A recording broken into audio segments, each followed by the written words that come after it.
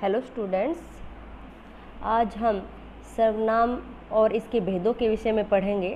सबसे पहले सर्वनाम की परिभाषा देखिए। संज्ञा के स्थान पर आने वाले शब्दों को सर्वनाम कहते हैं। मतलब वो शब्द जो संज्ञा के स्थान पर आते हैं।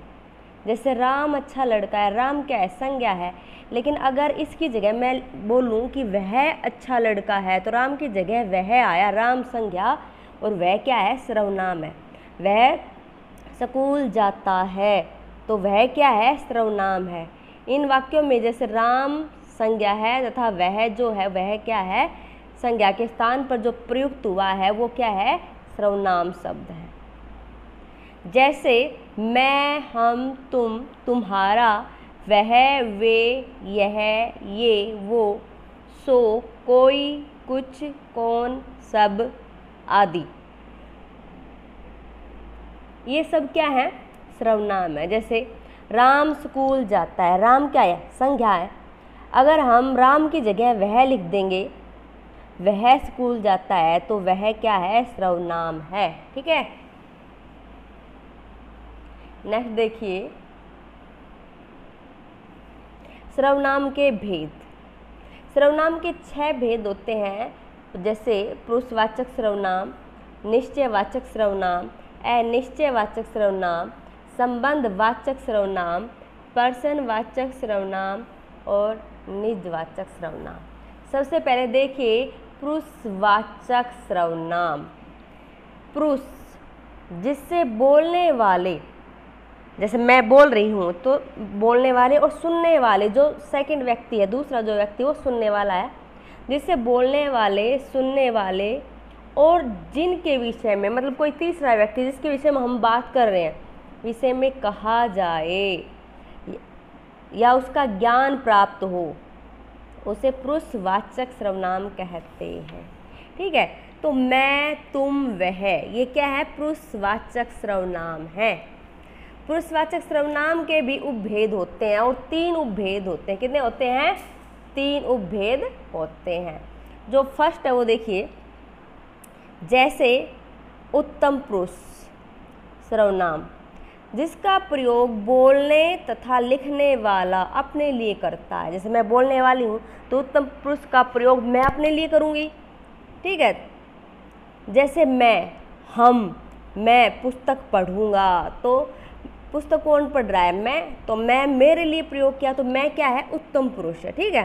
सेकंड है मध्यम पुरुषवाचक सर्वनाम, जिसका प्रयोग सुनने वाले अथवा जो पढ़ने वाले के लिए होता है। जैसे मैं अपनी वीडियो बना रही हूँ, तुम उसको पढ़ोगे, उसको सुनोगे, तो तुम क्या हो? मध्यम पुरुषवाचक सर्वनाम हो। ठीक है। जिसका प्रयोग सुनने वाले अथवा पढ़ने वाले के लिए होता है। जैसे तू, तुम आदि। जैसे तुम पुस्तक पढ़ोगे, तो ये क्या है? मध्यम पुरुषवाचक सर्वनाम है। नेक्स्ट है अन्य पुरुषवाचक सर्वनाम। कौन सा है? अन्य पुरुषवाचक सर्वनाम, जिसका प्रयोग, अन्य पुरुषवाचक जिसका प्रयोग उसके लिए होता है जिसके विषय में कुछ कहा या लिखा जाए। जैसे 2 व्यक्ति बात कर रहे हैं लेकिन किसी और व्यक्ति के बारे में, तीसरे व्यक्ति के बारे में बात कर रहे हैं, तो वो होगा यहाँ पे अन्य पुरुषवाचक सर्वनाम। जैसे राम ने श्याम से कहा कि राकेश कल दिल्ली जाएगा, तो जो राकेश है वो क्या है? यहाँ पे अन्य पुरुषवाचक सर्वनाम है। ठीक है। नेक्स्ट देखिए, अन्य पुरुषवाचक सर्वनाम के उदाहरण देखिए। जैसे वह, वे, उसका। जैसे वे पुस्तक पढ़ेंगे, किसी अन्य के लिए हम बात कर रहे हैं। ठीक है। तो ये कौन सा हो गया? अन्य पुरुषवाचक सर्वनाम। नेक्स्ट है हमारा निश्चयवाचक सर्वनाम। जैसे नाम से पता चल रहा है कि किसी वस्तु का निश्चित होना। जैसे जो सर्वनाम किसी निश्चित व्यक्ति या वस्तु का बोध कराते हैं, उन्हें निश्चयवाचक सर्वनाम कहते हैं। जैसे यह, ये, वह, वे, ये निश्चित हैं। जैसे यह बैग मेरा है। बैग किसका है? मेरा है, निश्चित हो गया। यह पुस्तक मेरी है, तो मैंने कहा कि यह पुस्तक वो निश्चित है, वो मेरी ही है, तो निश्चित हो गया ये। ठीक है। ये निश्चयवाचक सर्वनाम में आएंगे। नेक्स्ट है अनिश्चयवाचक सर्वनाम। देखिए जो सर्वनाम किसी विशेष वस्तु का बोध न कराकर अनिश्चित वस्तु का बोध कराते हैं। किसका? जो निश्चित नहीं है, अनिश्चित है, उन्हें अनिश्चयवाचक सर्वनाम कहते हैं। जैसे कोई, कुछ आदि। जैसे उदाहरण देखिए, कोई दरवाजे पर है, तो हमें पता तो नहीं है ना कौन है, निश्चित नहीं है। दाल में कुछ पड़ा है, हमें नहीं पता क्या पड़ा है उसके अंदर, दाल के अंदर, तो ये निश्चित नहीं है, तो ये अनिश्चयवाचक सर्वनाम हो गया जिसका हमें पता ही न हो।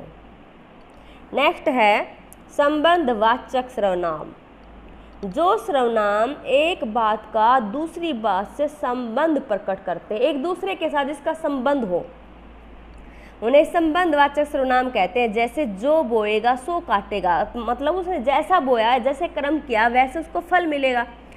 जिसकी लाठी उसकी भैंस, मतलब जो शक्तिशाली है ना, उसी को सब कुछ मिलेगा, तो जिसकी लाठी उसकी भैंस, संबंध हो गया इनका आपस में। नेक्स्ट है प्रश्नवाचक सर्वनाम। जिस सर्वनाम में किसी प्रश्न का बोध हो, किसी के बारे में कुछ पूछा जाए, उन्हें प्रश्नवाचक सर्वनाम कहते हैं। जैसे कौन, क्या, कैसे। जैसे तुम्हारा क्या नाम है, यहाँ पे प्रश्न पूछा है। दरवाजे पर कौन खड़ा है, तो पता तो नहीं, पूछ रहा है वो, तो यहाँ पे कौन सा हो गया? प्रश्नवाचक सर्वनाम। नेक्स्ट है निजवाचक सर्वनाम। कौन सा हो गया? निजवाचक सर्वनाम।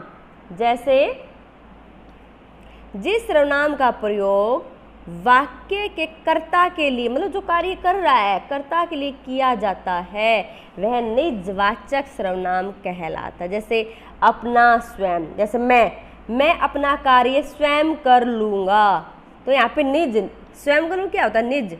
मेरा नाश्ता मैं स्वयं बनाऊंगी, तो मैं स्वयं, मतलब जो कार्य स्वयं के लिए किया जा रहा है, तो निजवाचक सर्वनाम होता है। थैंक्स स्टूडेंट्स, मेरे चैनल को लाइक कीजिए, सब्सक्राइब कीजिए और कमेंट्स कीजिए।